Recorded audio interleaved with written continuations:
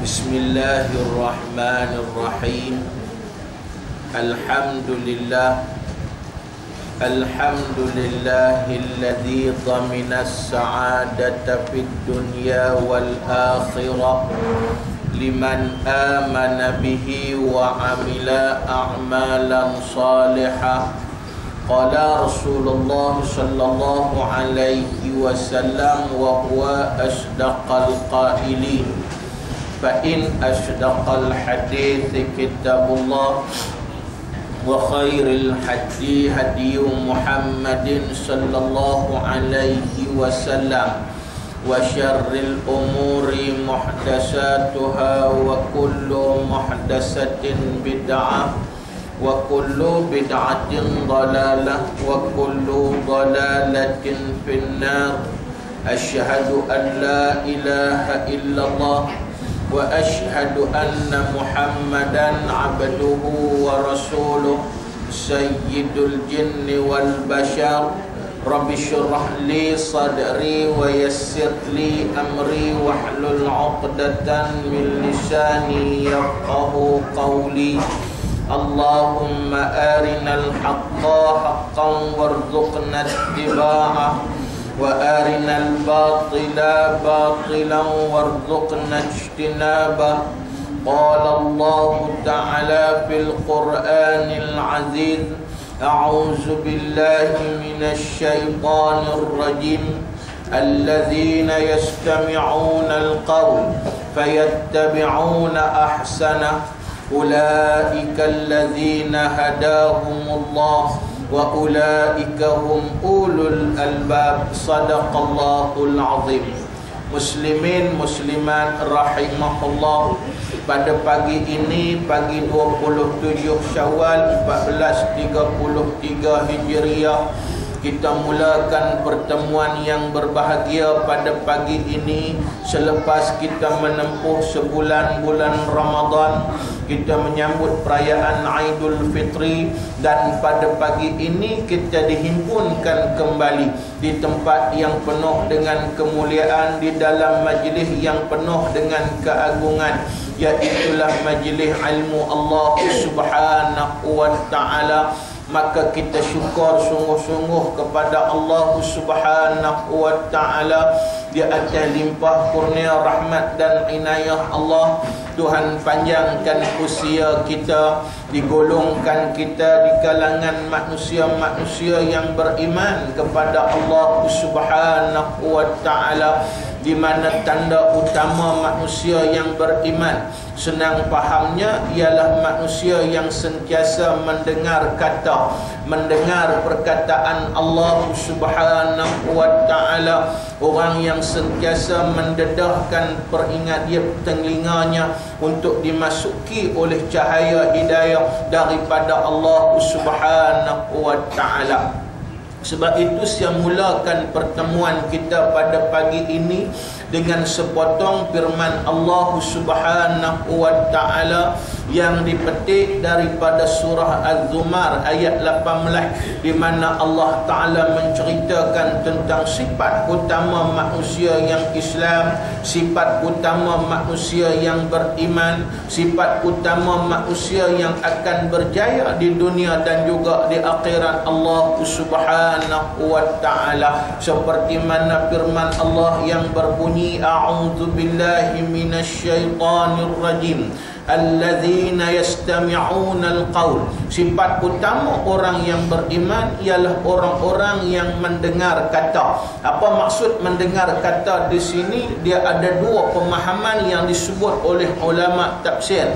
Pemahaman yang pertama ialah dari segi makna zahir, iaitulah mendengar perkataan Allah. Ciri orang-orang yang beriman ialah orang yang sentiasa dengar peringatan Allah, dia sentiasa sentiasa menghayati apa yang telah diperingatkan oleh Allah di dalam kalam Allah Subhanahu wa ta'ala. Inilah orang yang berjaya di dunia dan juga di akhirat Allah Subhanahu wa ta'ala. Satu lagi pula makna yang disebut dengan makna yastami'unal qaul ini, iaitulah makna yang disebut dengan makna pengertian dalamannya. Apa maksud pengertian dalaman yastami'unal qaul? Seperti mana pepatah kita sebut, iaitulah orang yang baik ialah orang yang mendengar kata. Macam seorang bapa, dia ada anak 5 orang, dia nak habaq kata anak hak seorang ni dia sayang sungguh-sungguh, dia jatuh hati sungguh-sungguh. Bila orang tanya pasal apa, dia jawab mudah, dia kata anak aku ni seorang ya yang dengar kata. Apa maksud dengar kata di sini?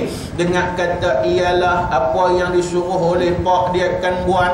Dia akan buat setiap perbuatan yang akan menyenangkan bapaknya, dan setiap perkara yang boleh menyebabkan paknya tak suka dia akan tinggal. Yang tu maksud dengar kata. Begitulah manusia yang beriman, dia akan dengar kata Allah. Maknanya dia akan junjung tinggi setiap daripada perintah Allah, dan kemudiannya iaitulah bahawa sesungguhnya dia akan mencari jalan bagaimana untuk mendapat keredaan dan kasih sayang Allah Subhanahu wa ta'ala, dan dia akan memastikan sungguh-sungguh supaya setiap perbuatan dia tidak akan menyemput kemurkaan daripada Allah Subhanahu wa ta'ala. Pasal itu kalau kita tengok setiap perintah daripada Allah, sama ada perintah fardulah yang paling utamanya, Allah Ta'ala tujukan sebenarnya kepada semua manusia.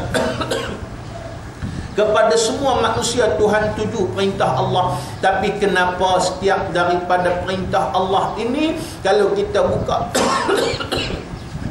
di dalam Al-Quran, Allah Ta'ala mulakan ayat perintah ini kebanyakannya dengan ya ayyuhallazina amanu. Bukankah perintah itu ditujukan kepada semua manusia? Bukan hanya sekadar ditujukan kepada manusia yang Islam, bukan hanya sekadar ditujukan kepada manusia yang beriman. Tapi kenapa Allah Ta'ala mulakan dengan ya ayyuhallazina amanu? Jawapannya mudah. Jawapannya ialah kerana Allah Ta'ala sebut ya ayyuhallazina amanu ini, Tuhan nak sebut bila Tuhan perintah kepada semua manusia yang akan menyahut seruan Allah, yang akan laksanakan apa yang diperintah oleh Allah, yang akan menjadi manusia yang sebut labbaik, kami terima seruan engkau, kami akan sahut seruan engkau, dan kami akan laksanakan seruan engkau, hanyalah manusia yang beriman kepada Allah Subhanahu wa ta'ala. Jadi kita syukur kepada Allah kerana kita digolongkan di kalangan manusia yang mendengar kata, iaitulah manusia yang terbaik, manusia yang akan mudah berjaya di dunia dan juga di akhirat Allah Subhanahu wa ta'ala. Kemudian kata Allah lagi, fayattabi'una ahsana, maka orang yang beriman ini mereka akan mengikut yang mana terbaik bagi mereka. Apa yang terbaik bagi mereka? Iaitulah bahawa hakikat mengira kepentingan akhirat melebihi kepentingan dunia. Yang tu yang terbaik bagi mereka. Kalau kita nak kira hak yang dunia dengan akhirat, yang terbaik ialah akhirat, kerana dunia hanya sementara, tempat kita melabuhkan punggung sebentar untuk hidup mencari kenikmatan dan sebagainya untuk kebahagiaan di akhirat. Manakala akhiratlah tempat yang kekal abadi kepada Allah Subhanahu wa ta'ala. Pasal itu Nabi sebut ad-dunya mazra'atu lil akhirah, dunia tanah ladang bagi akhirat. Pasal itu setiap manusia yang hidup di atas muka bumi, tanda dia beriman kepada Allah, dia akan memastikan setiap kehidupan dia di dunia akan mendapat hasil yang baik di akhirat Allah Subhanahu wa ta'ala. Macam pagi ni kita pilih kepentingan yang paling utama berbanding kepentingan-kepentingan yang lain. Kita boleh memilih untuk bersenang lenang, Kita boleh memilih untuk tidur dan sebagainya dalam keadaan tadi. Kita boleh memilih untuk buat kerja yang lain, tetapi sebenarnya itu semua merupakan tidak terbaik bagi kita. Kita memilih yang terbaik kepada kita, iaitulah kita menempatkan diri kita di dalam majlis ilmu Allah Subhanahu wa ta'ala, supaya kita tidak sesat di dunia dan juga kita tidak akan terawang-rawang di akhirat Allah Subhanahu wa ta'ala. Itulah dua sifat manusia yang beriman yang disebut terang oleh Allah Subhanahu wa ta'ala. Bila dua benda ni ada kepada kita, Tuhan sambung lagi, ulaikal ladzina hadahumullah, merekalah yang akan sentiasa diberi petunjuk oleh Allah Subhanahu wa ta'ala, wa ulaika hum ulul albab, dan mereka juga akan digolongkan oleh Allah, dimasukkan oleh Allah di kalangan manusia yang dibukakan pintu hati oleh Allah Subhanahu wa ta'ala. Insya-Allah bila Tuhan buka pintu hati kita ni tuan-tuan, yang tu yang kita nak sangat. Karena bila Tuhan buka pintu hati kita, orang lain semua sesat, kita tidak akan sesat di atas muka bumi Allah Subhanahu wa ta'ala. Orang lain jauh daripada rahman Allah, kita tetap akan dapat melihat kebesaran dan keagungan Allah. Orang lain mungkin tergelincir daripada landasan hidayah daripada Allah, kita sebenarnya masih kekal berada di atas landasan kebesaran dan keagungan Allah Subhanahu wa ta'ala. Itulah kelebihan bagi kita apabila kita menjadi manusia yang benar-benar mematuhi kebesaran dan keagungan Allah Subhanahu wa ta'ala. Jadi syukur sungguh-sungguh tuan-tuan, karena pada pagi 27 Syawal, di penghujung-penghujung Syawal ini, Tuhan sedarkan kita dan jadikan diri kita dapat kembali, maknanya iaitulah menyambung tugas kita untuk sentiasa dibimbing dengan peringatan daripada Allah Subhanahu wa ta'ala, untuk sama-sama kita mendapat keredaan daripada Allah Subhanahu wa ta'ala. Wallahu alam. Cukuplah itu sebagai satu muqaddimah. Kita nak sambung balik perbicaraan kitab kita tuan-tuan, yang kita duk mutalaah begitu lama di tempat ini, iaitulah tentang kitab yang bernama Riyadus Salihin, susunan hadis yang disusun oleh seorang ulama yang muktabar, iaitulah Imam An-Nawawi rahimahullah. Baik, jadi kita nak sambung hadis yang ke-13.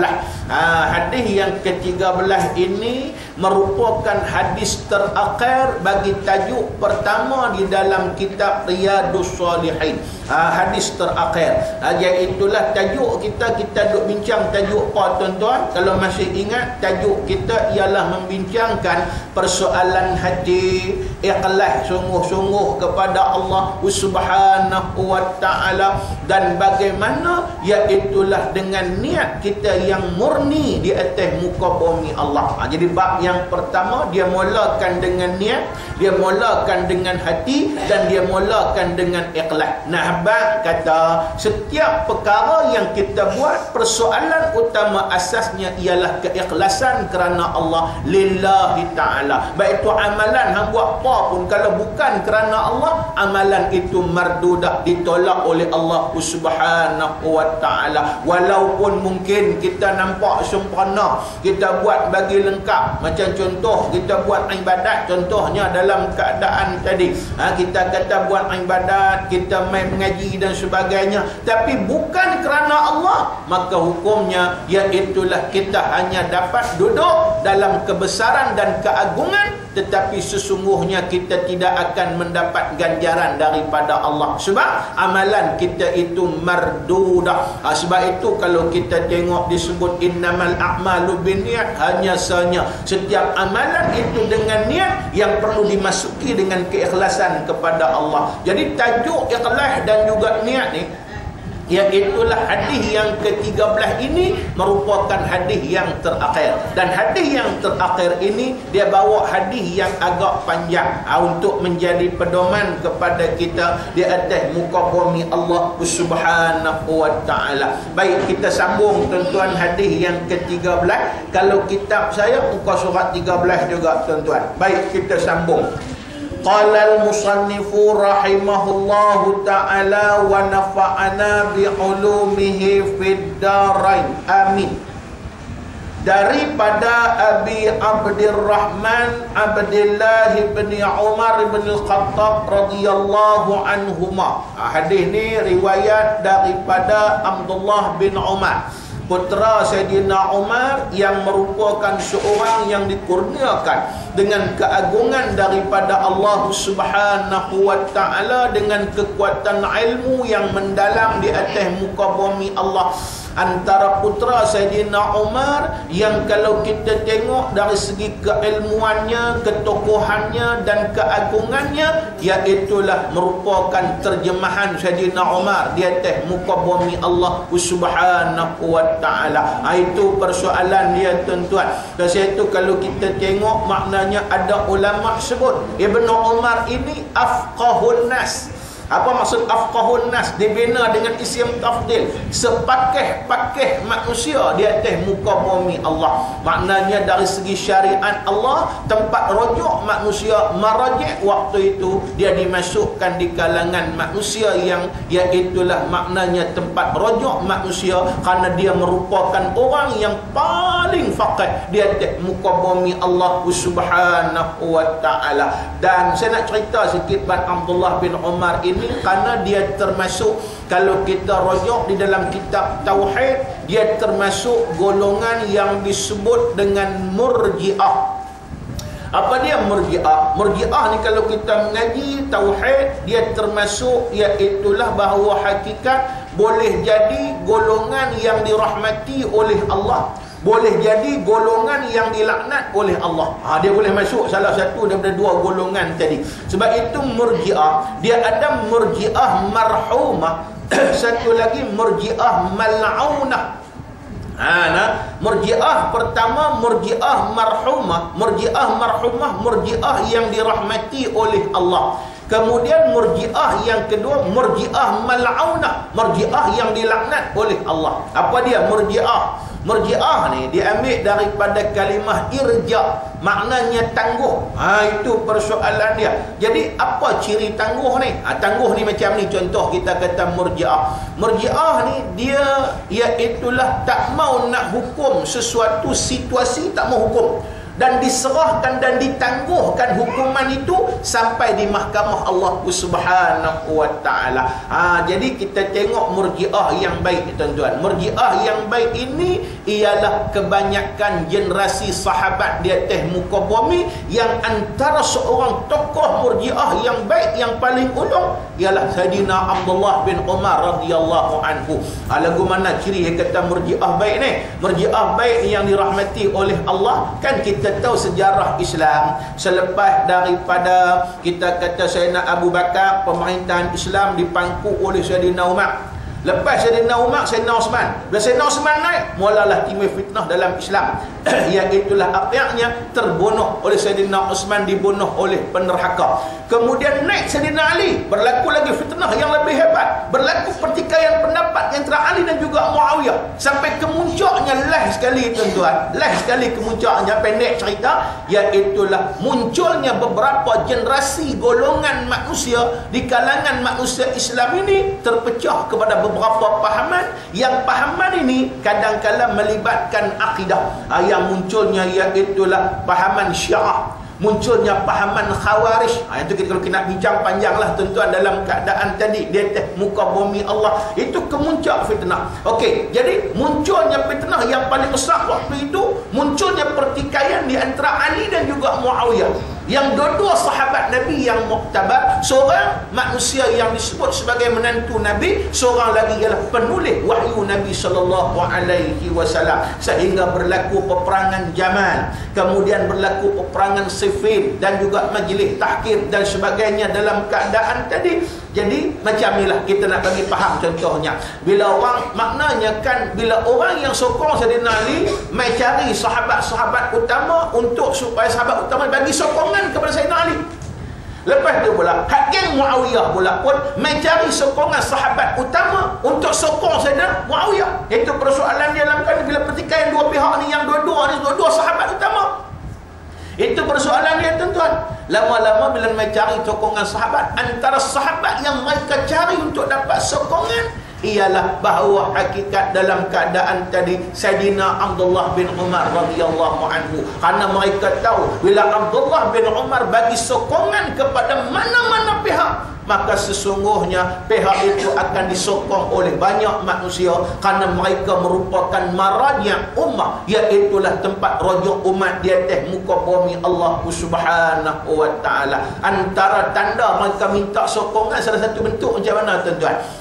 Buat geng hak yang sokong Saidina Ali dikatakan Abdullah bin Umar, dia kata wahai Abdullah, hang kata Ali betul, Muawiyah salah. Ini jenis yang fanatik Saidina Ali ni tuan-tuan. Lepas tu hak geng Muawiyah ni pula pun macam tu. Wahai Abdullah bin Umar, iaitulah hang kata Muawiyah betul, Ali salah. Itu persoalan dia. Apa jawab Saidina Abdullah bin Umar? Dia kata apa tuan-tuan? Dia kata dalam bab betul salah bagi aku dua-dua betul. Nak tahu siapa betul siapa salah sebenarnya, aku irja, aku tangguhkan. Esok kita pergi mahkamah Tuhan, kita mati semua, berhimpun di padang mahsyar esok. Esok kita boleh tengoklah siapa betul siapa salah di atas muka bumi Allah. Tapi yang pentingnya dua-dua orang itu sahabat utama Nabi sallallahu alaihi wasallam. Ini iaitulah maknanya pegangan Abdullah bin Umar yang melayakkan dia menjadi manusia yang marhumah, iaitulah murji'ah marhumah yang dirahmati oleh Allah Subhanahu wa taala. Kita pun kalau boleh ikut macam itulah tuan-tuan. Bila kita baca sejarah ke apa, jangan kadang bersumber berita mai beratlah Saidina Ali, sumber berita mai kalau sumber Syiah itu beratlah Saidina Ali pula. Kalau sumber Muawiyah pula dia akan pelekeh Saidina Ali dan sebagainya. Kalau tanya kita siapa betul siapa salah, dua-dua betul sebab dua-dua sahabat. Ijtihad dalam keadaan tadi kalau nak tahu lagu mana, serah kat Tuhan lah di mahkamah Allah Subhanahu wa taala. Itu murji'ah betul. Hak murji'ah tak betul pula lagu mana tuan-tuan? Yang ni contohnya kita tengok kawan tu kafir. Memang terang dia kafir, dia tunduk kat tokong, dia tak bukan Islam dan sebagainya. Kemudian kita pun kata hai kafir. Kawan korang ni dia kata jangan kata kafir kat dia. Kita tak tahu lagi lagu mana. Jangan kata kafir kat dia apa siapa, tak boleh kata kafir. Kita serah esok pergi mahkamah Tuhan baru kita tahu siapa kafir tak kafir dalam keadaan tadi. Maknanya ini murji'ah yang dilaknat oleh Allah. Pasal kawan tu terang-terang kafir, pasal apa kita tak berani nak kata kafir di atas muka bumi Allah Subhanahu wa taala.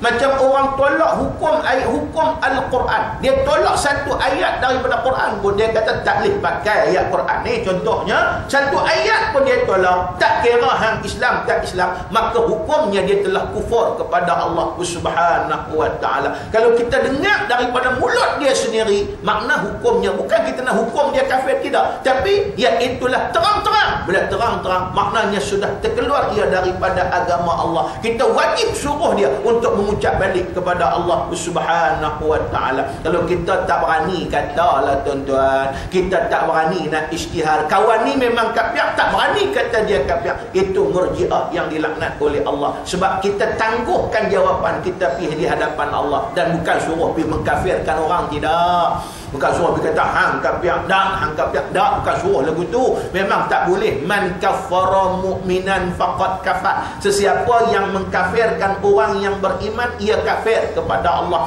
Dia suruh dia kata orang lain kafir, kafir tu kembali kepada dia tuan-tuan. Kalau kawan tu tak ada sifat kafir.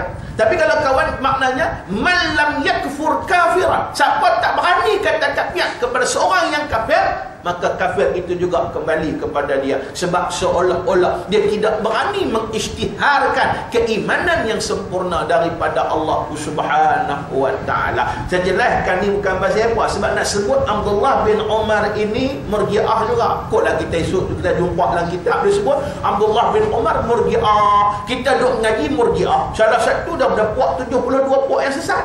Nah, dah Murji'ah dia terbahagi pada dua golongan. Satu golongan mar'umah yang dirahmati oleh Allah. Satu lagi golongan mal'unah yang dilaknat oleh Allah Subhanahu wa ta'ala. Bagi faham tu untuk kita ambil iktibar di atas muka bumi Allah. Baik. Daripada Abi Abdurrahman Abdullah bin Umar bin Al-Khattab radhiyallahu anhuma, katanya, sami'tu Rasulullah sallallahu alaihi wasallam yaqul, intalaqa thalathatu nafarin mimman kana qablakum hatta awahumul mabitu ila gharin fadakhalu fanhadarat sakhratun minal jabal فسدت عليهم الغار فقالوا إنه لا ينجيكم من هذه الصخرة إلا أن ندعو الله تعالى بصالح أعمالكم. قال رجل منهم اللهم كان لي أبوان شيخان كبيران وكنت لا أغبق قبلهما أهلا ولا مالا فنائبي طلب الشجر يوما فلم أروح عليهما حتى ناما فحلبت لهما غبوقهما فوجدتهما نائمين فكرهت أن أوقظهما وأن أغبق قبلهما أهلا أو مالا فلبثت والقده على يدي ينتظر استيقاظهما حتى برق الفجر والصبية يتضاغون عند قدميه فاستيقظا فشربا غبوقهما. اللهم إن كنت فعلت ذلك ابتغاء وجهك ففرج عنا ما نحن فيه من هذه الصخرة. فانفرجت شيئا لا يستطيعون الخروج منه. قال الآخر اللهم إنه كانت لي ابنة عم كانت أحب الناس إلي وفي رواية كنت أحبها كأشد ما يحب الرجال النساء فأردتها على نفسها فامتنعت مني حتى ألمت بها سنة من السنين فجاءتني فأعطيتها 20 و100 دينار على أن تخلي بيني وبين نفسها ففعلت حتى إذا قدرت عليها. وفي رواية فلما قعدت بين رجليها قالت اتق الله ولا تخض الخاتم إلا بحقه فانصرفت عنها وهي أحب الناس إلي وتركت الذهب الذي أعطيتها. اللهم إن كنت فعلت ذلك ابتغاء وجهك فافرج عنا ما نحن فيه. فانفرجت الصخرة غير أنهم لا يستطيعون الخروج منها. وقال الثالث اللهم استأجرت أجراء وأعطيتهم أجرهم غير الرجل واحد ترك الذي له وذهب فتمرت أجره حتى كثرت منه الأموال. فجاءني بعد حين فقال يا عبد الله أدي إلي أجري. فقلت كل ما ترى من أجرك من الإبل والبقر والغنم والرقيق. فقال يا عبد الله لا تستهزئ بي faqultu la astahzi'u bika fa'aqadhahu kullahu fastaqahu falam yatraku minhu syai'a. Allahumma in kuntu fa'altu dhalika ibtigha'a wajhika fafruj 'anna ma nahnu fihi fanfarajatis sakhratu faqaraju yamshun. Muttafaqun alaih. Panjang hadis dia tuan-tuan. Baik, kita sambung. Artinya, aku dengar Rasulullah sallallahu alaihi wasallam bersabda. Kata Abdullah bin Umar ini, satu hari aku dengar Nabi telah cerita satu kisah. Nabi cerita satu kisah. Ini maknanya sebahagian daripada ciri hadis Nabi sallallahu alaihi wasallam. Nabi akan mencerita kisah-kisah orang yang terdahulu untuk menjadi pedoman kepada kita di atas muka bumi Allah. Sebab itu sejarah juga merupakan satu pengajaran. Itu persoalan dia tuan-tuan. Itu yang kadang-kala kita kena tengok juga hak dulu-dulu sebagai satu pengajaran kepada kita. Yang ni merupakan bukan satu benda yang pelik. Kerana Al-Quran juga sebahagian ciri keagungan Al-Quran, Allah Ta'ala maktubkan cerita orang dulu-dulu. Buat apa buh cerita orang dulu-dulu? Patutnya tu saya buh lah. Cerita buh maknanya cerita hak benda yang jadi manfaat sudah. Sebenarnya cerita orang dulu pun jadi manfaat. Supaya apa? Supaya kita dapat belajar daripada kisah orang yang terdahulu. Yang kalau kata sumber kebaikan pun kita dapat contoh, kita dapat tiru. Kalau hak yang sumber kejahatan, kita akan maknanya jadikan pedoman dalam kehidupan kita di atas muka bumi Allah Subhanahu wa ta'ala. Baik. Artinya aku dengar Rasulullah sallallahu alaihi wasallam bersabda, telah berjalan 3 orang daripada orang yang berada di sebelum kamu. Apa maksud dia tu? Maksudnya iaitulah orang yang hidup sebelum daripada kamu. Mana orang dulu-dulu lah. Sebelum kamu ni dia tak sebut zaman bila, Nabi tak sebut. Tapi Nabi sebut riwayat pernah ada satu ketika di zaman dulu adanya, iaitulah satu golongan manusia yang terdiri daripada 3 orang manusia. Mereka keluar untuk mengembara. Itu maksud dia. Bila mereka keluar untuk mengembara sampai satu tempat, maknanya berlakulah pelbagai persoalan yang menyebabkan mereka terpaksa bermalam di satu tempat. Bila terpaksa bermalam di satu tempat, mereka cari tempat yang agak selesa. Apa dia tempat yang agak selesa? Tentulah tempat itu seperti mana yang disebut dalam hadis ni, iaitulah sebuah gua. Kita tengok tuan-tuan, telah berjalan 3 orang daripada orang yang berada di sebelum kamu hingga mereka terpaksa bermalam ke dalam sebuah gua. Maknanya mereka terpaksa sampai satu tempat malam, kemudiannya untuk maknanya selesa sikit mereka jumpa sebuah gua, mereka terpaksa bermalam dalam gua tu. Mereka pun masuklah dalam gua tu tuan-tuan untuk buat sebagai tempat bermalam. Tahu-tahu apabila mereka masuk, maka jatuhlah sebuah batu besar daripada gunung menutup pintu gua itu, dan mereka pun terkurunglah di dalamnya. Itu dia. Duk tengah duk tidur, sikit punya syok malam gua tu, tak tahu batu jatuh besar. Batu tu mai tutup pintu gua. Bila batu tu mai tutup pintu gua, nak buat ke mana tuan-tuan? Memang tak boleh buat lah. Nak retiak lagu mana pun tak boleh. Batu besar tutup pintu gua, pakai tak boleh lah.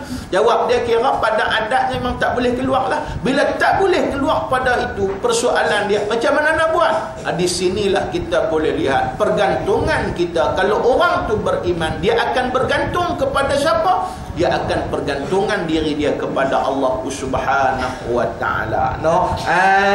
Itu persoalan dia dalam keadaan tadi.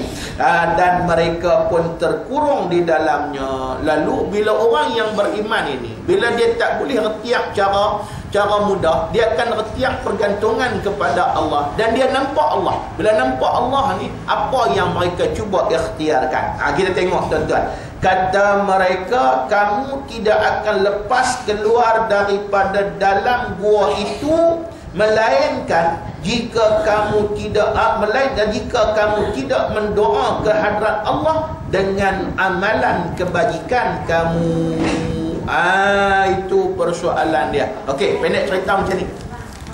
Pilot cerita macam ni. Lalu bila dah mereka kata tak ada siapa boleh tolong kita, yang boleh tolong kita hanyalah Allah Subhanahu wa ta'ala. Lah nak buat macam mana? Pakatlah masing-masing waktu itu lah ni dia kata, mailah kita minta doa kepada Allah Subhanahu wa ta'ala. Kalau nak kira doa pun cukup dah. Dah. Maknanya untuk nak bagi sokong, nak tunjuk kata bahawa mereka betul-betul berhajat, waktu itulah mai kita sandarkan doa kita ini dengan apa? Dengan amalan kebajikan yang pernah kita buat di atas muka bumi Allah, ataupun amal soleh yang pernah kita buat. Mudah-mudahan, bukan nak mungkin amal soleh kita tidak, pasal kita buat amal soleh banyak mana pun, iaitulah bahawa hakikat semuanya bergantung kepada penilaian dan juga keagungan daripada Allah Subhanahu wa ta'ala. Maknanya bukan amal soleh kita tu tak besar mana tuan-tuan, yang paling penting ialah itulah penerimaan daripada Allah. Itu maknanya. Cuma itulah mudah-mudahan Tuhan dengan ihsan, kasih sayang dia, dengan kebajikan yang kita buat ini, mudah-mudahan Tuhan lebih tengok dan lebih memahami, dan kemudiannya Tuhan akan ampunkan kita, Tuhan akan tunaikan permintaan kita. Disandar dengan kemal kebajikan ini, iaitulah bahawa hakikat yang inilah nama dia. Kalau kita tengok bab mula-mula doa ni, dia nak bawa cerita tentang satu perkara yang penting yang menjadi isu kontroversi dalam masyarakat. Apa dia? Iaitulah persoalan tawassul. Ni kalau kita pernah dengar perkataan tawassul, maknanya iaitulah bahawa hakikat dia jadi isu kontroversi dalam masyarakat. Persoalan utamanya ialah bolehkah tidak kita bertawassul di atas muka bumi Allah. Apa makna tawassul? Tawassul ini maknanya ialah kita guna perantaraan untuk doa kita dengan Allah Subhanahu wa ta'ala. Itu tawassul. Padahal kalau nak kira dari segi asasnya tak perlu bertawassul. Doa kat Tuhan sudahlah. Kita dengan Tuhan ni bukan ada batasan. Kita dekat dengan Tuhan sampai Tuhan kata aqrabul abdi ada ulama dan ada nabi sebut aqrabul abdi ila Allah taala aqrabu min hablil warid. Manusia jadi hamba ni dekat dengan Tuhan lebih dekat daripada orang tengkuk. Nak guna tawassul buat apa? Itu persoalan dia. Bolehkah tidak tawassul ni? Itu persoalan dia. Jadi saya tak mau ambil pendapat banyak sangat, sebab kalau kita ambil hal yang dibicara kok ni payah cerita, sebab kita bukan nak tumpu tentu. Tapi cuma itulah kesimpulan yang dibuat oleh ulama, tawassul dibolehkan. Jawab dia lagu tu. Tapi ada persoalan penting yang dibolehkan tawassul melalui hujah hadis ini untuk mendapat rahmat daripada Allah Subhanahu wa ta'ala. Iaitulah saya merujuk dan beberapa buah kitab, antaranya kitab-kitab ulama Khatani dulu dan sebagainya dalam keadaan tadi, iaitulah bertawassul yang disyariatkan, yang dibolehkan di dalam Islam. Iaitulah 3 perkara di atas muka bumi Allah Subhanahu wa ta'ala. Apa dia? Yang pertama, bertawassul dengan nama dan sifat Allah Subhanahu wa ta'ala. Macam kita sebut doa, Ya Allah, Ya Rahman, dengan kebesaran kasih-Mu, kebesaran sayang-Mu, kebesaran pemurah-Mu, maka kurniakanlah hajat kepadaku. Yang tu tak salah. Yang tu tak salah, pasal kita kaitkan doa kita dengan apa? Kita maknanya dengan kebesaran sifat dan nama Allah Subhanahu wa ta'ala. Hak sifat Allah dengan nama Allah, hak kita sebut 99 nama Allah tu kita guna dengan kalimah Ya Jabbar, Ya Mutakabbir, apa semua tu dalam keadaan tadi, maknanya itulah itu dibolehkan. Itu yang pertama. Kemudian yang kedua, bertawassul dengan amalan soleh orang yang berdoa. Maknanya kita berdoa, kita tawassul dengan amalan soleh kita. Kita kata, Ya Allah, aku ni satu hari jumpa orang susah, lalu aku bagi kat dia RM10, dah dia nak balik. Contoh, dia kata dia nak balik Kelantan, kompet dia kena rompak, dan sebab dompet dia kena rompak. Aku kesian dekat dia, aku bagi RM10 kat dia, dan aku pun tak ada niat apa-apa. Aku bagi itu kerana Allah Subhanahu wa ta'ala. Engkau perkenankanlah permintaanku. Boleh tak? Boleh. Pasal hadis ni sebut. Hadis ni sebut cerita dia lebih kurang macam itulah dalam kaedah. Jadi untuk mendapat rahmat daripada Allah Subhanahu wa taala. Kemudian yang ketiga, bertawassul dengan doa, amalan dan perilaku orang-orang yang soleh. Maknanya orang yang baik, orang yang dapat keridhaan Allah, orang yang dekat dengan Allah. Ada orang kata buat apa nak guna perantaraan amalan orang baik apa semua. Kita berdoa teruslah dengan Allah ni. Dia ibarat macam inilah tuan-tuan. Memanglah Tuhan pandang kita, memanglah kita dekat dengan Tuhan. Tapi kalau kita nak ambil kebesaran dan keagungan Allah, kalau kita pandang dengan dosa kita, jahat kita ni berbanding dengan amalan orang baik tadi ni, mudahlah Allah Ta'ala nak perkenankan kita di atas muka bumi Allah Subhanahu wa ta'ala. No, itu persoalan dia dalam keadaan tadi. Yang ni hujah ni kita boleh ambil bagaimana berlaku satu ketika kemarau di Madinah. Lalu bila kemarau di Madinah, hujan lama tak turun. Bila hujan lama tak turun, Sayyidina Umar perintah satu benda yang kita nak kena buat, apa dia? Iaitulah salat sunat istisqa, sunat minta hujan. Itu persoalan dia tuan-tuan. Sunat istisqa ni cara amalan dia macam amalan sembahyang sunat yang disunatkan berjemaah, macam sembahyang raya, sembahyang apa semua, khutbah kena ada, lepas tu sembahyang sunat 2 rakaat dan sebagainya. Cuma beza dia, afdal dia yang paling utama di tengah padang. Itu persoalan dia. Di tengah padang, lepas tu bila pergi tengah padang, himpun semua. Maknanya tak boleh semayang pun kena himpun, piduk sekali. Termasuk yang kita ni, kalau boleh pokok kayu kita boleh bawa dalam pasu, piduk sekali. Lepas tu menatang apa semua, kalau kita boleh bawa pergi tambat sekali tengah padang. Untuk apa? Nampak kata yang menderita ni bukan kami saja, ya Allah, seluruh makhlukmu pun derita dalam keadaan tadi. Mudah-mudahan itu akan menyebabkan bahawa hakikat mudah diperkenankan permintaan kita oleh Allah. Kemudian semayang. Lepas habis semayang masa berdoa, lepas tu kebetulan waktu tu Sayyidina Abbas masih ada. Sayyidina Abbas ni ialah buat menakan Nabi, orang yang cukup bagus, orang cukup warak, orang yang cukup taat kepada Allah. Sayyidina Umar pegang tangan semangat masa doa, pegang tangan Sayyidina Abbas, dia kata, ya Allah, dengan berkat bapa saudara Nabi-Mu ini, Engkau kurniakanlah permintaan kami. Lepas tu turunlah hujan daripada Allah. Jadi hujah ni ulama kata maknanya boleh untuk kita bertawassul dalam kaedah tadi untuk mendapat keridhaan daripada Allah. Jadi hadis ni juga dia nak habaq dan menjelaskan tentang maknanya, iaitulah hujah yang mengatakan tawassul boleh untuk kita bertawassul di atas muka bumi Allah Subhanahu wa taala. Jadi depa pakat lagu tu lah tuan-tuan. La ni mah kita tiga orang ni, maknanya pakat berdoa kepada Allah, tapi sebelum berdoa tu pakat sebut dulu kebajikan yang pernah kita buat. Mudah-mudahan ia jadi sebagai satu, maknanya sebagai satu rekomen kita untuk doa kita diperkenankan oleh Allah Subhanahu wa taala. No?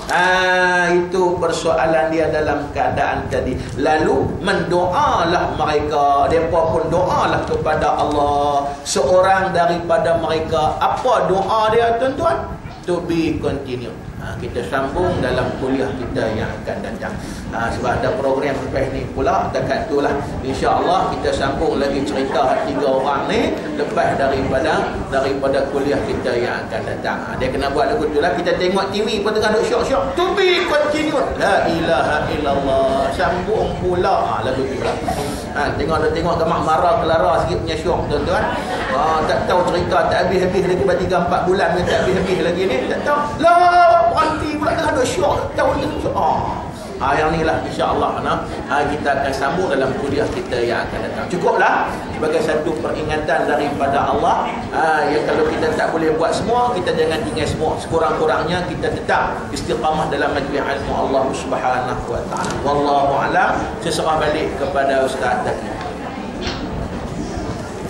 Jazakallahu khairan katsiran, diucapkan kepada Al-Fadhil Ustaz Badrul yang sudi berkongsi ilmu beliau bersama-sama kita pada pagi ini, insya-Allah. Jadi sebagaimana yang telah kita buat-buatkan sebelum kelas tadi, insya-Allah sekarang sampailah masanya untuk satu slot khas, sesi tazkirah bersama Al-Fadhil Syekh daripada Palestin. Marhaban Syekh.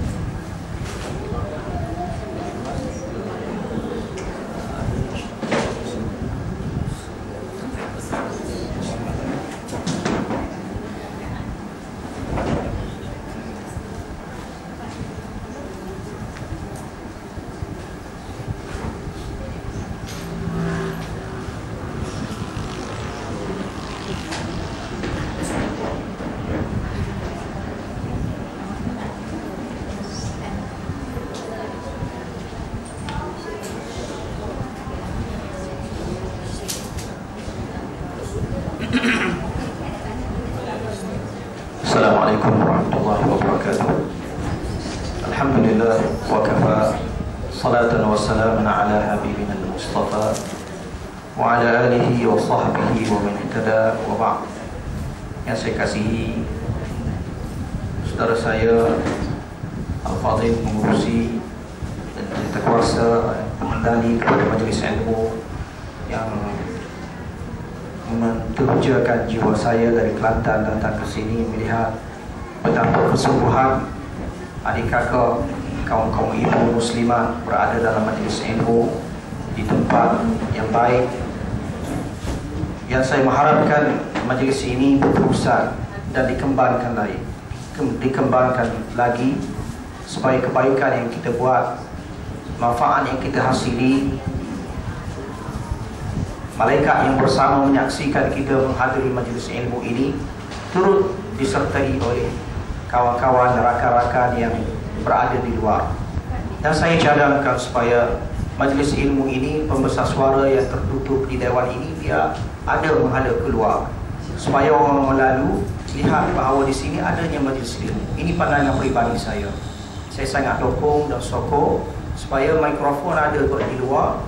Orang lalu lalang aku minum kat Kedah pun tak berapa berminat dengan ilmu, datang dia dengar jauh-jauh. Mula-mula dia dengar dia jauh-jauh. Daripada dengar jauh-jauh masuk dalam hati dia. Dia balik rumah dia termenung. Rasa satu suntikan baru. Idea, fikrah, mutiara kata yang dikupas oleh Tok Guru tadi masuk dalam hati dia. Minggu depan dia bagi dengar sekali lagi, malu nak masuk. Minggu seterusnya dia pun masuk. Ini kebaikan. Kebaikan ini mesti dikembangkan dan jangan tertutup. Dan puan-puan adalah ejen kepada kebaikan ini. Ejen kepada malaikat Allah, memberitahu bahawa di sini ada majlis ilmu. Ramai di sana mereka yang terdedah kepada kejahilan. Unsur-unsur meruntuh lebih banyak daripada unsur membina. Maka kenapa nikmat yang ada kepada kita berada dalam majlis yang sangat membina iman dan ilmu kita, mendekatkan kita dengan Allah, memantapkan akidah dan pendirian kita dengan Islam dan perjuangannya. Tiba-tiba saudara-saudara sana tidak ada bahagian dan mereka kerugian, maka kita kena bersama. Tuan-tuan muslimin dan muslimat yang dihormati, kami daripada China Palestin, NGOs, badan bukan kerajaan yang terasas semenjak beberapa tahun lalu, rentetan daripada berlaku peristiwa besar serangan rejim Zionis pada November 2008 ke bumi Gaza. Maka kerajaan Kelantan ketika itu membuat satu sambutan himpunan solidariti rakyat Kelantan, memberi derma setiap rakyat Kelantan paling-paling tidak RM1, RM2 setiap Kelantan, setiap rakyat Kelantan. Maka himpunan wang tersebut kita salurkan kepada bumi Gaza yang ditimpa musibah ketika itu, dan hasil pada itu tercetus satu NGO yang perlu bergerak berterusan untuk memperjuangkan isu Palestin, isu akidah, memperjuangkan penderitaan rakyat Palestin. Dan NGO ini sebagaimana brosur ini, kemudian saya rasa Cik Elsa ini boleh sahabat tolong edarkan kepada semua ibu-ibu bila-bila dengar ceramah semasa dia cakap Arab dan apa apa, boleh tengok brosur tu.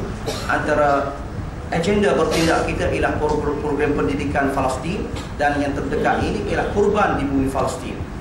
Saya mengharapkan tuan-tuan, puan-puan semua, ibu-ibu, kakak-kakak yang ada, tidak ada yang rasa berat diri untuk tidak ikut program ini. Semua ada sahamnya. Sahamnya sampai doa dan wang ringgit kita ke bumi Palestin, insya-Allah. Jadi untuk meneruskan majlis bersama kita adalah sebahagian daripada rangkaian gugusan program kita, iaitu ada 7 kita buat agreement, buat bersama dengan Universiti Sains Malaysia Cawangan Kelantan. Itu satu projek pendidikan jangka masa pendek, iaitu satu kursus pasukan kedoktoran selama 6 orang. Ikut kursus ni dalam tempoh jangka masa pendek, jumlahnya 1 juta semua. Alhamdulillah ditanggung oleh USM. Cuma China Palestin menjadi host yang menguruskan pengambilan pelajar, bawa tiket dia sini. Dan salah satu daripada mereka ni, 2 ni ada bersama kita, iaitu Dr. Ahmad dan Syekh Ibrahim Abu Rish. InsyaAllah hari ini beliau akan kongsi bersama sejarah perjuangan Palestin, pengorbanan Palestin dan penderitaan Palestin. InsyaAllah ada ala kala majal, fadal mashkura.